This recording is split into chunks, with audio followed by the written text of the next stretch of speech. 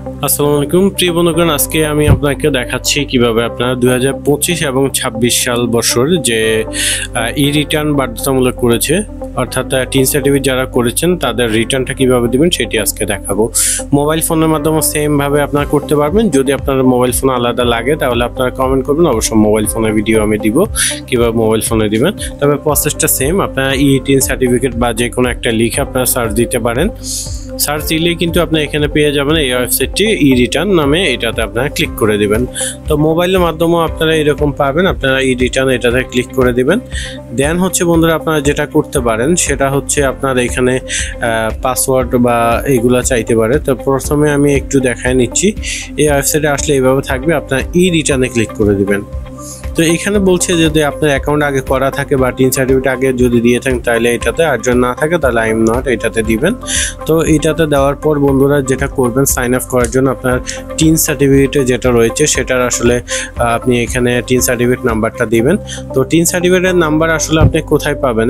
আপনি যদি আপনার কাছে থাকে তাহলে তো আপনি দিবেন, আর যদি ভুলে যান তাহলে টিন সার্টিফিকেটের ওয়েবসাইট থেকে আপনি লগ ইন করে নেবেন। দেন হচ্ছে এখান থেকে আপনি নাম্বারটা কপি করে পেস্ট করে দিবেন।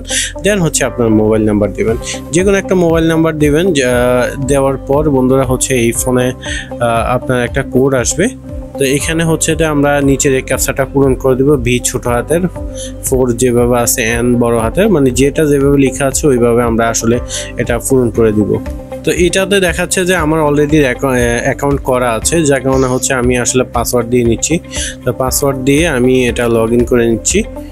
তো আপনাদের আসলে যাদের অ্যাকাউন্ট থাকবে না তারা তো সাইন আপ করবে, যেভাবে দেখিয়েছি এভাবে সাইন আপ করে নেবেন। আর যাদের অ্যাকাউন্ট আছে তারা তো আসলে লগ ইন করে নেবেন। তো এইখানে আসলে আপনার একটু ওয়েট করতে হবে, কারণ হচ্ছে কি এটা সার্ভারটা আসলে একটু স্লো থাকে। তো এটা আসলে তো বন্ধুরা এখানে রেগুলার ইটিনে ক্লিক করলে আপনার 25-26 যে অর্থ বছর এটা দেখায় কিনা এটা দেখবেন। আর এটা মূলত বোঝাচ্ছে আসলে আপনার এমন কোনো ইনকাম আছে কিনা যেটা হচ্ছে আপনার ফুলি ট্যাক্স মুক্ত, যেটা সরকার কর্তৃক ঘোষণা দিয়ে। তো আমি একটু দেখাচ্ছি, দেখুন বাংলা এই পাশে এই লেখাটা আছে। তো আবার হচ্ছে এমন কোনো ইনকাম আছে কিনা যেটা আসলে এই অর্থ বছরের মাধ্যমে যেটাতে আসলে আপনার ট্যাক্স দিতে হবে। যদি থাকে ইয়েস দিয়ে দিবেন, এবং কি কি থেকে আপনি আসলে ইনকাম পাচ্ছেন। যদি আপনি বিদেশ থেকে ইনকাম হয় তাহলে এখানে ফরেন লিখে দিবেন, আর যদি দেশে থাকেন দেশে। তো আমি সাইড থেকে ট্রান্সলেটে ক্লিক করে দিচ্ছি। ক্লিক করে এখান থেকে আসলে বাংলাটা আমি করে নিচ্ছি যাতে আপনার বুঝতে সুবিধা হয়। আপনারা এইভাবে ক্লিক করে বাংলা করে নেবেন। আসলে ইংলিশ যদি আপনার বুঝতে কোনো সমস্যা হয় তাহলে কিন্তু আপনি এখান থেকে বাংলাটা করে নিতে পারেন। তো ফোনেও কিন্তু এই সিস্টেমগুলো রয়েছে, আপনারা ফোনের মাধ্যমেও কিন্তু এগুলো করতে পারবেন। তো দেখতে পাচ্ছেন আয় অর্থ বছর, এগুলো ইয়েস দিলে এখানে কর্মসংস্থান থেকে আয়। তো আপনারা যারা আসলে চাকরিজীবী তারা কিন্তু কর্মসংস্থান থেকে আয় হচ্ছে, বা আপনার কোনো যদি কোম্পানি থাকে কোম্পানির কোথায় থেকে কি আয় হচ্ছে, এগুলো কিন্তু সবকিছু আপনারা সিলেক্ট করে করে এগুলা কিন্তু আপনারা লিখে দিতে পারেন। তো যেহেতু আসলে আমার তেমন আমি কোনো জব করি না, সেক্ষেত্রে আমার কর্মসংস্থান থেকে আয় নেই। তো আমি যেটা করব, এগুলাতে না দিয়ে দিলে এখানে কিন্তু দেখতে পাচ্ছেন নো দেওয়ার পরে এগুলো কিন্তু সব হাইড হয়ে যাচ্ছে। তো এখানে আসলে আপনার বাংলাদেশি হলে কি করবেন, না বা বিদেশ থাকলে কি করবেন, সব কিছু আসলে পরে আপনারা বুঝতে পারবেন। তো এখানে বলছে যে আপনার সম্পদের মোট সম্পদ আছে কিনা, এইগুলো হচ্ছে আপনার আসলে এমন কোনো সম্পদ যেটা আসলে 50 লাখ টাকা বেশি কিনা। তারপর হচ্ছে সিটি মানে বাড়ি, এগুলো আপনি করলেই বুঝতে পারবেন যে আসলে এটাতে এইটা আসলে হ্যাঁ না হবে কিনা। তো এখানে হচ্ছে আপনার বাধ্যতামূলক নাও হতে পারে, এটা লিখছে আইটি 10B বাধ্যতামূলক হতে পারে, এখন জমা দিতে চান কিনা। অর্থাৎ আপনার মোট সম্পদের পরিমাণ, অর্থাৎ আপনি ইনকামটা আপনি এখানে লিখে দিবেন।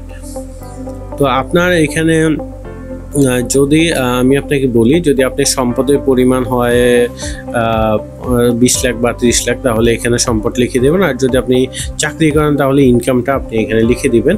তো এখানে হচ্ছে এটা হচ্ছে মূলত আপনি যখন এইখানেও বলছে যে আপনার এটা বাধ্যতামূলক না, তারপরে যদি আপনি জমা দিতে চান তাহলে ইয়েস করুন। ইয়েসে ক্লিক করলে আপনি কোন খাতে কত টাকা খরচ করছেন সব কিছু এখানে কিন্তু আছে। গাড়ি পরিবহন, গৃহস্থলী বা ইউটিলিটি খরচ, শিক্ষা ব্যয়, উৎসব, মানে সব কিছু আপনাকে দিতে হবে। আমরা যেহেতু জিরো রিটার্ন দিব সেক্ষেত্রে কিন্তু আমরা এখানে না দিয়ে দিব। তো এইখানে আসলে আমরা আর কোনো কিছু লিখছি না, আমরা এখান থেকে না দিয়ে দিব, কারণ আমরা জিরো রিটার্ন দিচ্ছি। তবে একটা কথা মাথায় রাখবেন, যদি আপনার কোনো ইনকাম ট্যাক্স আসে সেক্ষেত্রে আসলে আপনার ভুলভাল তথ্য দিবেন না। আপনার যতটুকু ইনকাম হচ্ছে সত্যটা লিখে ট্যাক্স দিন, এবং ট্যাক্স দেখলে দেশের জন্য ভালো, আপনার জন্য ভালো। তো এইখানে আসলে আমার মোট ইনকাম, আয় ব্যয়, মোট ব্যয় এবং আয়, অর্থাৎ আমি আয়টাই লিখে দিচ্ছি, আমার ইনকামের পরিমাণটা এখানে আমরা লিখে দিচ্ছি। তো এইখানে হচ্ছে যে আপনি চাইলে একটা কমেন্ট লিখে দিতে পারেন পাশে, যে আসলে আপনার এটা খরচ নাকি ব্যয়, যাই হোক বা ইনকাম একটা লিখে দিয়ে তারপর সংরক্ষণ এটাতে ক্লিক করে দেবেন।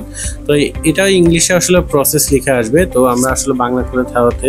আর এখানে আপনার সংরক্ষণ এই লিখলে এটাতে ক্লিক করে দিলে সুবিধা হবে কি, আপনার এটা সেভ থাকবে।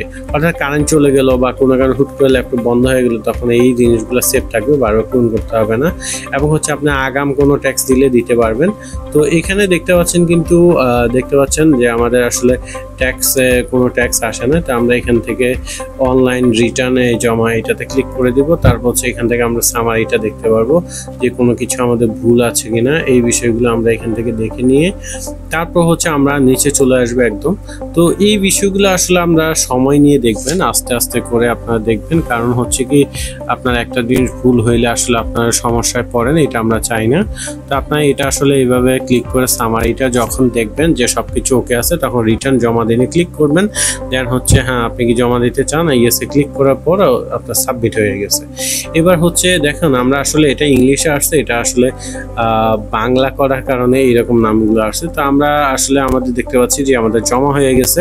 এখন আমরা এটা স্বীকৃতি রসিদে ক্লিক করলে আমাদের এই রিটার্নটা চলে আসবে।